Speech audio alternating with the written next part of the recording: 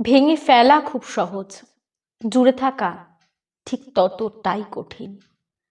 মন হোক বা কোনো জিনিস, ভাঙতে সময় লাগে না। অথচ সম্পর্ক বা অট্টালিকা যেটাই হোক, গড়তে কত কষ্ট, কত সময়, কত ধৈর্য, কত পরিকল্পনা আর কত কত সরঞ্জাম লাগে বলুন তো।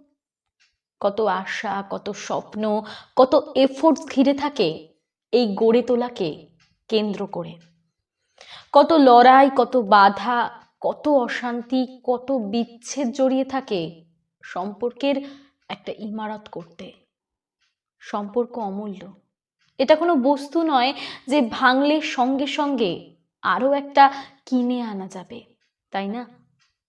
তবুও সুতোটা ছিঁড়ে ফেলার আগে একবার যদি বেঁধে থাকার চেষ্টা করা যায়, ক্ষতি কি?